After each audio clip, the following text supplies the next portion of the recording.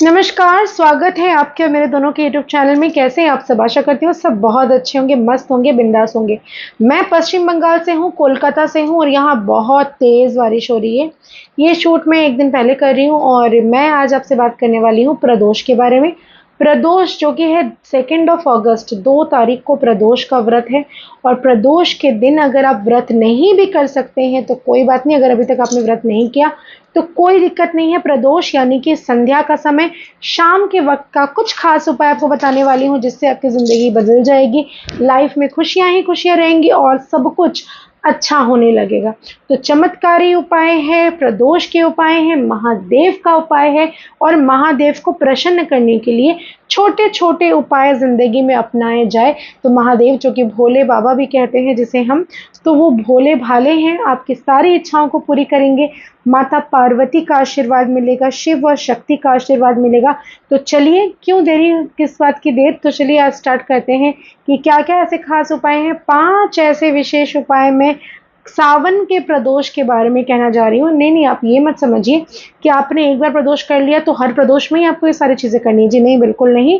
आप चाहे तो इस प्रदोष को करें, नेक्स्ट प्रदोष को भी कर सकते हैं और अगर आप चाहें तो नहीं भी कर सकते हैं, वो आपकी मर्जी। लेकिन सावन के इस प्रदोष में मौका क्यों ही छोड़ना?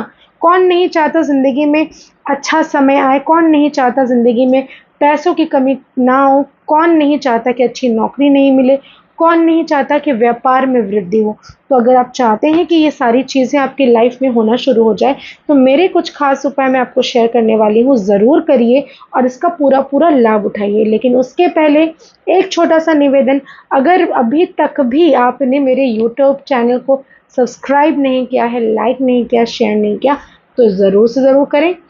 आप मुझे फेसबुक से देख रहे हैं तो मेरे पेज को सब्सक्राइब करिए, फॉलो करिए, लाइक करिए और कमेंट में हर हर महादेव तो ज़रूर से ज़रूर लिखिए, क्योंकि मात्र इतना कह देने से महादेव आपके सारे दुखों को हर लेते हैं। तो कौन से उपाय आपको करने चाहिए? प्रदोष का दिन जो होता है, आप सुबह से अगर व्रत रखते हैं तो अच्छी बात, नहीं रखते हैं तो कोई दिक्कत नहीं। शाम का उपाय है ये जो मैं आपको बताने वाली हूँ। खीर ज़रूर बनाइए, क्योंकि दिन है शुक्रवार, माँ लक्ष्मी को अति प्रिय है खीर। और महादेव को अगर आप शुक्रवार के दिन खीर का भोग लगाते हैं, महादेव का भी प्रिय चीज़ खीर ही है। आपको पता है, एक ऐसा कहा जाता है, वर्णन है ऐसे शिव पुराण में कि माता पार्वती विष्णु सहस्त्र नाम जब तक नहीं करती थी तब तक भोलेनाथ को जो है खाना नहीं निकाल कर देती थी, खाना नहीं परोसती थी। माँ पार्वती का ऐसा रूटीन था कि वो एवरीडे विष्णु सहस्त्र नाम का पाठ पढ़ेंगी और फिर ही खाना निकालेंगी। तो भोलेनाथ ने एक बहुत ही 3 लाइन का, 2 लाइन का उन्होंने एक मंत्र दिया जिसका वर्णन मैं अभी ऐसे नहीं कर सकती, उसको ऐसे ही नहीं बोलना चाहिए। लेकिन आप गूगल में निकालोगे तो आ जाएगी, राम राम रमेती ऐसे करके एक है, वर्णन किया है।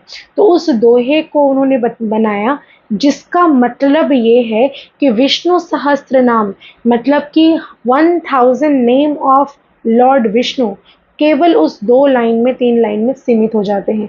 तो यानी कि इतना नाम आपको लेने की आवश्यकता नहीं, क्योंकि महादेव को लगी थी भूख और माँ पार्वती को 2-3 लाइन का उन्होंने विष्णु सहस्त्र नाम का जो दोहा है वो कह दिया और उनके बाद उन्होंने उनसे मांगी कि मुझे खीर बना कर दो, खीर मुझे बहुत प्रिय है। तो इससे हमें ये पता चलता है कि भगवान महादेव को खीर अति प्रिय है और माँ लक्ष्मी को भी खीर का भोग लगाने से घर में सुख संपत्ति आती है। और मिश्री से अगर खीर बनाते हैं तो सोने पे सुहागा, थोड़ा सा केसर उसमें ज़रूर डाल दीजिए। तो महादेव को कल आप खीर का भोग लगाएंगे, माता लक्ष्मी को भी लगाएंगे, घर पर लगाएं, मंदिर में जाके लगाएं, वो आपकी मर्जी।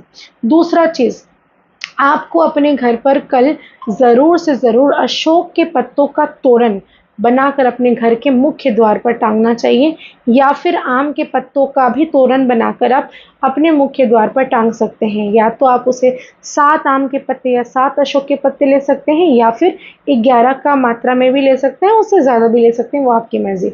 तीसरी चीज़, अपने घर पर जब भी पोछा लगाएं कल के दिन ज़रूर से ज़रूर उसमें सेंधा नमक का प्रयोग करेंगे, उसमें गुलाब जल का प्रयोग करेंगे और पूरे घर पर पोछा ज़रूर लगाइए। इसके अलावा कल के दिन अगर आप नहाने वाले पानी में बेलपत्र, 1 बेलपत्र डालकर अपने ऊपर से नहा लेते हैं तो आपकी ज़िंदगी से सारी परेशानियां जो है वो दूर हो जाती है। बेलपत्र ज़रूर करिए। इसके अलावा आज के दिन आपको ज़रूर से ज़रूर जो सुहागन महिलाएं हैं उनको पैरों में आल्ता लगाना चाहिए। इसके अलावा माँ पार्वती को श्रृंगार का कोई भी सामान ज़रूर भेंट करना चाहिए और अगर संभव हो तो आप अपने आसपास सुहागन महिलाओं को भी श्रृंगार का सामान भेंट स्वरूप दे सकती हैं।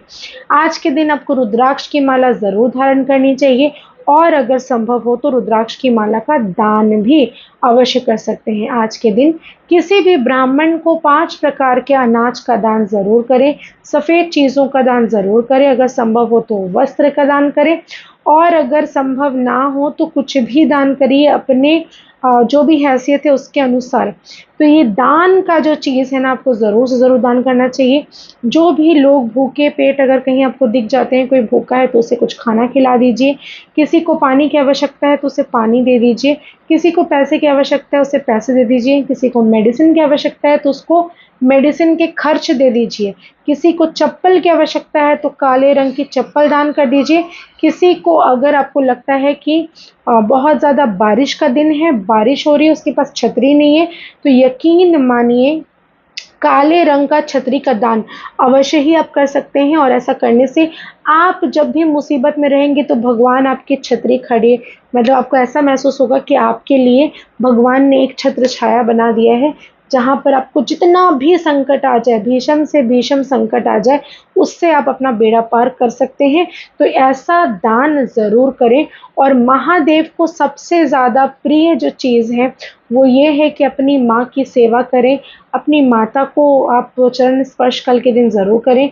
महादेव मन ही मन भगवान विष्णु, हरि विष्णु की आराधना करते हैं, राम राम जपते हैं, तो कोशिश करिए कल 108 बार राम का नाम अपने मुख से, अपने घर वालों के मुख से ज़रूर ले आएँ। हनुमान चालीसा का पाठ करें और कल शुक्रवार है तो श्री शुक्र का पाठ या फिर कनक धारा स्तोत्र का पाठ शाम के समय में किसी भी बेल के वृक्ष के नीचे अगर आप दीपक प्रज्वलित करके आप करते हैं तो यकीन मानिए ज़िंदगी में कभी भी पैसों की कमी आपको नहीं हो सकती, क्योंकि बेल पत्र का जो पौधा है वो माता लक्ष्मी को ऐसा वरदान मिला था जब उनकी भाई की शादी नहीं हो रही थी, तो उन्होंने ऐसा वरदान शिव जी ने दिया था कि आप यहाँ पर बैठकर तपस्या करिए, आपकी मनोकामना पूरी होगी। तो जिनकी शादी नहीं हो रही है वो भी बेलपत्र की पूजा कल के दिन उस पौधे की पूजा ज़रूर करें, और जिनको पैसे की आवश्यकता है क्योंकि माता लक्ष्मी का स्वयं वहाँ पे वास है तो दीपक जलाकर वहाँ पर ओम नमो भगवते वासुदेवाय का जाप, ओम नमो